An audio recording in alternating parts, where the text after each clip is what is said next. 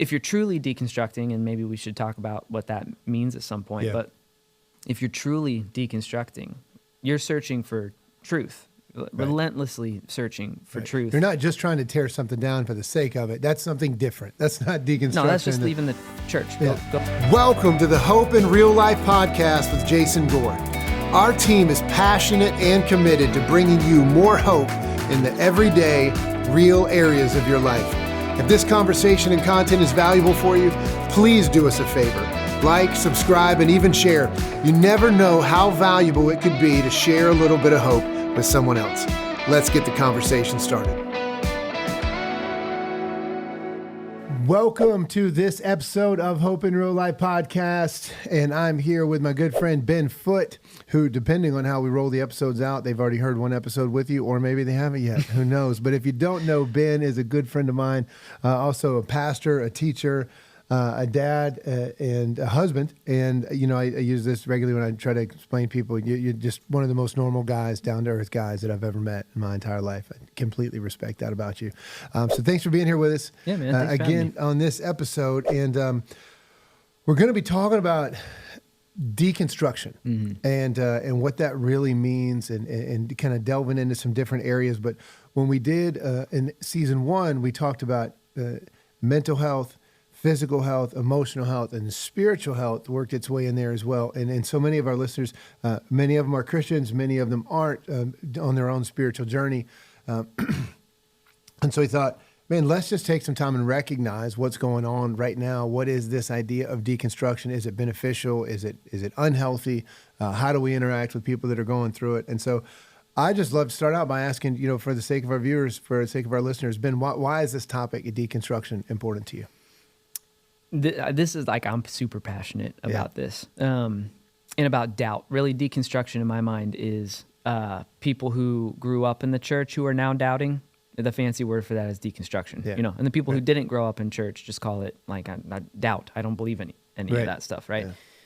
And I'm passionate about it because like I did that myself. The term deconstruction wasn't like in vogue when I did it, you know. I did it myself. I felt like there were very few Christian people around me that were cool with it, which made it a harder process, you know. But ultimately, at the end of the day, like I don't get to where I am today without walking through some really, really heavy doubt and searching for truth in the middle of it. And it came with you know, it's kind of almost like an adolescent, like flipping the bird to the church phase, you know? Right. But like I made it through that and made it through this doubt to where I am today. And I just believe that like some people, not everyone, but some people have to walk through that. And I'm passionate about it because I just feel like the church in general, like it still doesn't like know what to do with it, how to handle it. And so what's interesting is because I agree with you, and I think there's a lot within the church. Like the moment you say deconstruction of the faith, you hear nervousness, you hear fear, maybe a bit of anxiety, and you're kind of saying the opposite. You're like, hey, it's possible that this idea of deconstruction could lead to a better place for a lot of people. Can you talk about that? Dude, that was the biggest gift in my spiritual life was deconstruction and doubt. Yeah, it can get you to a better place. Yeah. And what do you think that is a result of? Well, why could it be better on the other side than it was on this side of deconstruction? So my story is that I grew up in church. I mean, you know, my dad was an elder, so I was doing the whole like Sunday and Wednesday evenings, and you know, was there all the time. Yeah. But what I had to like deconstruct was I had to start dismantling. I had to separate Jesus from religion and from the church that I grew up in and the baggage I carried from that church, just to figure him out, whether or not I believed he existed, whether or not I believed he was the Son of God and had any value for my life. Like I had to separate those two things. Yeah. And there was a season where I just threw both of them out the window. I was like, I don't need any of this. It can get better though, because dude, if you're truly deconstructing, and maybe we should talk about what that means at some point, but if you're truly deconstructing, you're searching for truth, relentlessly searching for truth. You're not just trying to tear something down for the sake of it. That's something different. That's not deconstruction. No, that's just leaving the church. Yeah. Go leave the church if that's what you're Opposition, doing. maybe. Yeah. Deconstruction is like, I'm going to critically think about what I grew up with. I'm going to critically think about what the world is offering me to see if, like, man, maybe that's a better way to live my life over here. And you're just being critical about it, and you're being honest with yourself about what you believe.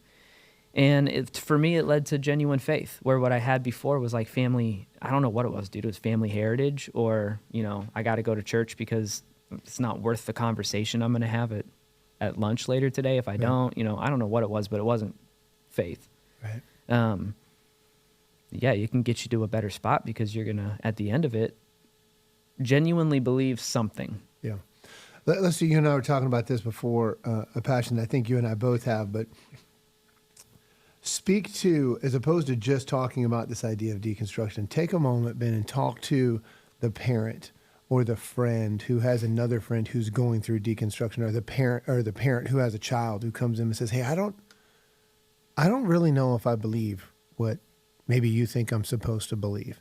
Speak to that parent for a moment and just in how they can approach that situation.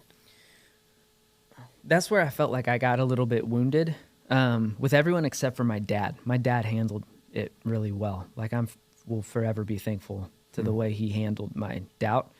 But like, you got to take a breath and realize that, like, what we say we believe is that we don't save anybody's soul. Right. But do we really believe that? Yeah. Because there's a lot of times where we're like, yeah, well, but if my son is going off the rails, I got to do something about it. Yeah. It's like, well, your responsibility is to relentlessly love that person in your life who's struggling right now. Just relentlessly love them. Yeah. And let Jesus work in that person's life. Right. It just so often it turns to, like, either it freaks people out so they don't want to talk about it. Right. So now you've got the elephant in the room that no one's talking about. Or it leads to, like, the fancy term for it is apologetics in Christian world, which is really just arguing. Yeah. It's with sound arguments. But with still sound arguments, it's logical. It's a logical debate. Right. Yeah. So like, how could God be good and let bad things happen? And he's like, well, let me break it down for you. That's not going to help the person who's struggling right now. Yeah. Like, when I was struggling, I didn't need the logical argument. I needed some space to be angry and to feel hurt. And it would have been nice if I had people who follow Jesus and were like, yeah, we'll love you anyway, man. Yeah. You can keep figuring Jesus out here. Right. You're like, yeah, it's interesting because you said it's either one or two or A or B. And then you've also got this, what it really looks to me like, and look, I have twins that are 15 and I've got another guy who's 12. And so they're not deconstructing their faith right now that I'm aware of. Mm-hmm. Not sure how I would handle myself if they got to that place. I'd like to think that I'd be in a place of where you are right now. But I mean, as a pastor, right, you've got kids, but even if you're just a family that maybe has the family heritage that you talked about, there's this pressure to look like our family has everything together to the outside world. And then we in turn, what you see is that pressure being imposed on the child, which doesn't help anybody come to a better place. Right? but where does that pressure come from? I don't have an answer for it. I mean, I think it's because we believe that how other people look at us, well, then our identity is in if we're doing a good job as a parent, and then that marker or that scoreboard are my children doing what it is that other people expect them to do, versus is my scoreboard how well am I loving my child through whatever difficulty that they're going through. Dude, that's probably why so many people, myself included, are deconstructing in the first place. Right. Yeah. I spent 18 years in a home where I had to have all my stuff together, or else I was a bad Christian. Wow. And again, we talked about this on the other episode. That is a misunderstanding, like a fundamental misunderstanding of what the gospel is. Right. Yep. Like, you're not going, I don't know what that is. It's not the gospel. It's not Christianity. Like the people who, because I love talking with people and hanging with people who are in the middle of doubt or deconstructing, and I just love it. And what I'll say to people a lot is like, dude, what you're deconstructing is just the church you grew up in. Yeah. Or it's that Sunday school leader who was just a jerk. Right. Clean up my language. Well done. Well done. That's what you're not deconstructing Jesus. Yeah. Like you're deconstructing all of the baggage that people like you and me, when we're bad at our jobs, put on him. Right. And I tell people, Can I just tell you that? That's one of the things, like if I have a fear in leadership, I mean, it's kind of the same thing as a parent, but you're like, I hope I do a lot of things well, and then I hope the things that I do that aren't well, that aren't good, don't mess people up too bad. Right. And no one gets out of the house, without some wounds. Right. And probably people aren't going to get out of the churches that we help lead without some wounds. But the best we can do is to try to aim true and not hurt them. Yeah.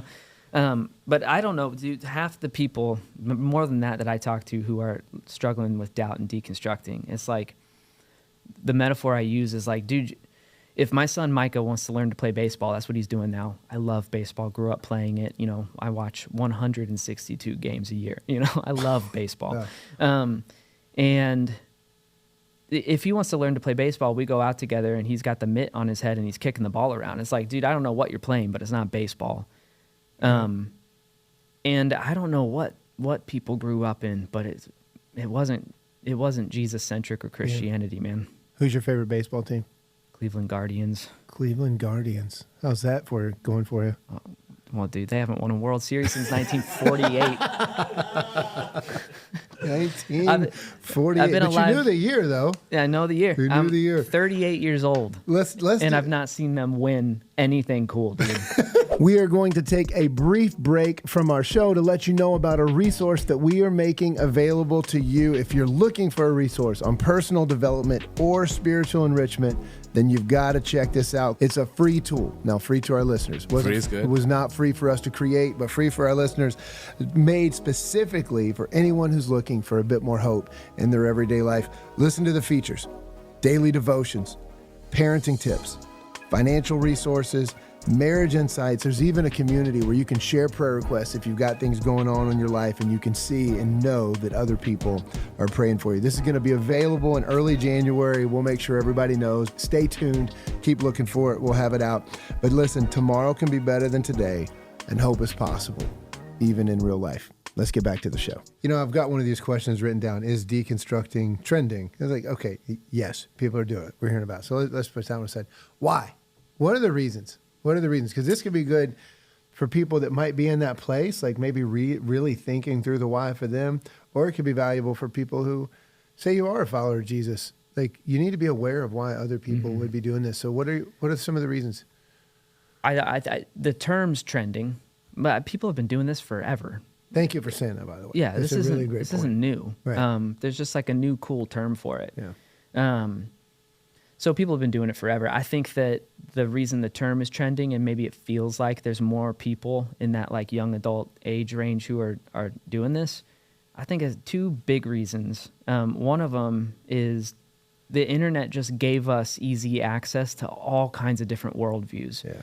And that's even different from my time. Like the internet, when I was like at the heart of deconstruction or doubt, like it was still the thing that you had to do. It made all the noises when it started. It took forever to get on. Wasn't worth it. Right. The page is going ding, dong, dong, dong, Yeah. dong, dong, dong. Right. So I had exposure to the worldviews of people who just happened to be around me. And now it's like, man, you can go engage in anything you want. So the sandbox got bigger for the way that you can think and view the world.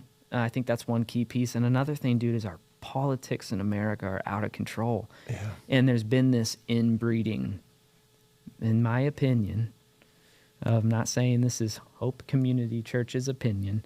In my opinion, there's been this like really gross inbreeding of Christianity and politics that has rightfully made some people go like, I don't know if I want anything to do with this. Yeah. So I think those are two big kind of key factors for why it seems like it's happening more than it did even just 10 years ago. Yeah, and I think I'd add a subset to that one, or it could be his own point of, like, how about the church just not well representing the things of Scripture or the things of Jesus, And so whether that looks like, hey, it seems like the church should probably care for those inside of its community, not just be inclusive like that, and we don't see that. Maybe we need to deconstruct that. Or, hey, leader made a bonehead decision, so the church is just filled with hypocrites. Well, I mean, kind of. That's kind of maybe not hypocrites, but again, the basis of Christianity is recognizing we don't have all our stuff all together. But then there's this, yeah, but you said this and they did something else. And so I think that people see that, like, wait a minute, maybe there are some things that we need to deconstruct. You said in our pre-production, I didn't realize this, but I said, I'll introduce you as a husband, as a dad, as a friend, as a pastor, and we moved on. I said, yeah, you haven't written any books yet, just kind of joking around. And you said you're actually in the process of writing a book or thinking about writing a book. Or tell me a little bit about that. Well, that sounds loftier than it is in reality. I'm kind of just writing my thoughts down, and it's for someone really close to me that I love and care for who is starting to throw her faith out the window. And so I'm just kind of writing my own thoughts down. There's, like, if you go and look at books for people who are deconstructing, it's pretty much on two pretty extreme ends of the spectrum. One of them is like, here's why it's a great idea. You throw this whole thing out, right? And I'm not going to offer that book to her. Right. And then the other end of the spectrum is real clinical apologetics. Yeah. It's like, well, here's why your doubts are, unfounded. And it's like, well, that's not really connecting with the heart of this person that I know really well who's struggling with her faith. Yeah. So it's a family member that I'm just kind of writing my own thoughts down about faith for. Yeah. If you had somebody that was deconstructing, and some of this may or may not be in those thoughts, but if we do have a listener that is deconstructing, especially coming from someone who's been there and has gone through that and seemingly, it sounds like, enjoys talking to other people that have, what advice would you give them? I would tell them that what you are doing right now is faith. And everyone else says it's not. What you're doing is faith. Work it out in fear and trembling. Like, be honest with yourself. Where did Jesus ask for blind faith? Where did he ever ask just like, shut up and just do what I'm telling you? Yeah. He didn't. And he hung with these disciples for every day for 3 years. One of them just straight up betrays him. Another one, Peter, betrays him. Like, he denies him a couple times. Thomas, of course, is like, I don't believe it. I don't believe this happened. Like, I need to, not till I touch his wounds. Like, he spent a lot of time with these three guys every day. Right. Very different than going to church every week. Like, they ate probably dinner with him. Probably closer to Jesus than some of us are, like physically with Jesus. Yeah, and part of their journey of faith is doubt. Yeah. Like, what you're doing is faith. I'm sorry that the church tells you it's not. It is. And the way Jesus reacts to all of those people is in grace and relationship. Yeah. What's he do the first time he sees Peter again after Peter denied? He makes him breakfast, dude. Yep.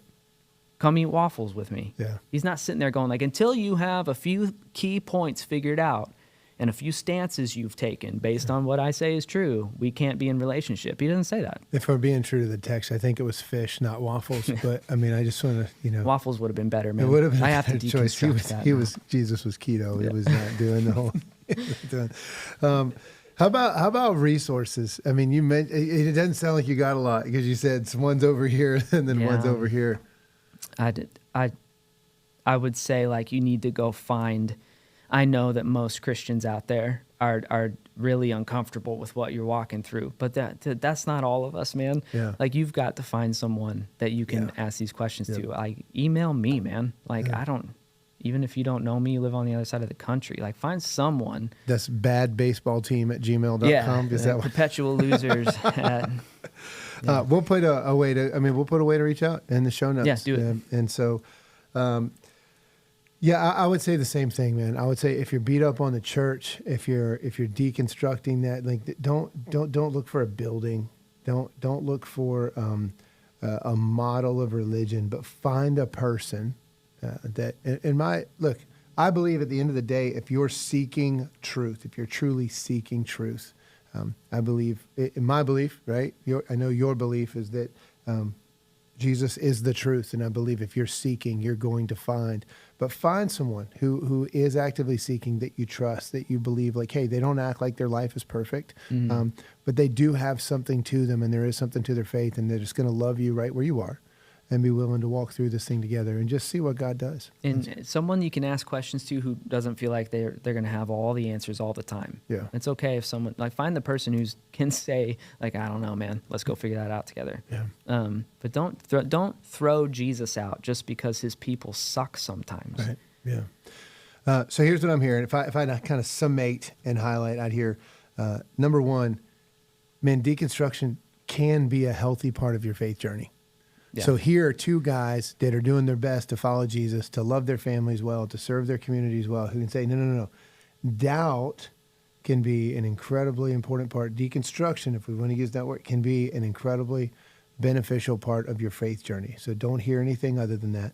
Look to reconstruct in a healthy way, but man, engage this setup. So that's one.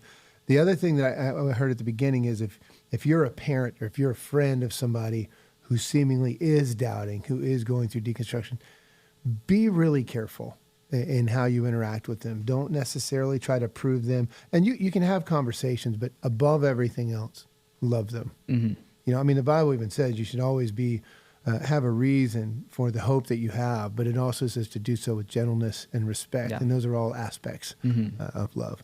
So 2 things: embrace it if that's your faith journey. And then 2, let's make sure that we're loving people really, really well along the way.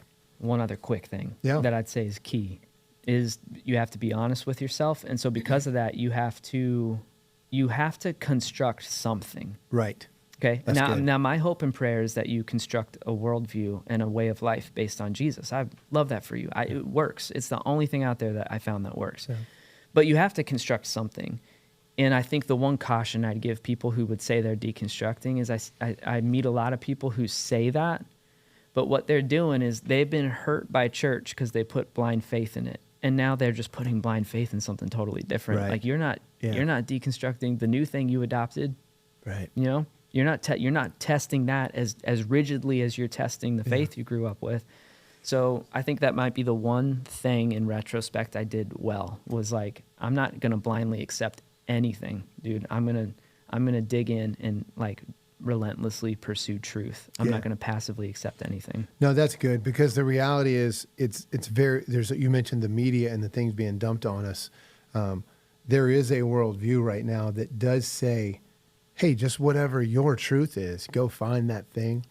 And that is something I would caution. I probably would be in error if I didn't at least caution, man, that leads to a dark, devastating place. Mm-hmm. And so be careful with that. Reconstruct something. I'll say this. I know that a lot of our listeners might not be Christians. It might not be a part of a church, but our church here at Hope, we just did a 4-week series on deconstruction. Mm-hmm. And so if you're interested in listening to 2, 3, 4, 30-minute messages in that, feel free to engage that. We'll put the links to that in the show notes. We'd love to have you check out those resources. We'll make sure that we've got Ben's info in there as well. And then, of course, if you have other questions, man, hey, lean into this on deconstruction in the future, or what does spiritual health really look like? Please drop us some comments there as well. I'm going to wrap up with one last question for you, Ben. If you, and this is really just for our listeners to continue to get to know you a bit better, but if you could be anywhere 5 years from now in your life, what would that look like? Man, I love what I get to do as a job. Yeah. And 5 years from now, I want to still be doing that and my kids not hate me for it. Yeah, that's big. Too many pastors' kids out there who got burned. Man. So you're just a little close to home. Good dad and good pastor would be the prayer, man. Yeah, that's good. Man, as always, thank you for the time together. To our listeners, our desire for our team here is to bring you hope in the real everyday moments of your life as it relates to this idea of deconstruction. Man, if you deconstruct down to nothing, the reality is nothing does not have an ability to bring life, does not have an ability to bring hope. And so we're thrilled to be able to be a part of your journey and our hope and our desires to help you build something, reconstruct something in your life that actually can take you to a place of hope. Thanks for being along for the journey. If there's anything we can do to help you, please let us know. Love you guys. We'll see you in the next episode. See you, Ben. Thanks for tuning in to this episode of the Hope in Real Life podcast. If this content was valuable for you, don't forget, like, subscribe, share. You never know how important it could be to bring a little hope into someone else's life. There's even a place here for you to comment. We would love to hear from you and hear your feedback. Until next time, let's keep sharing hope.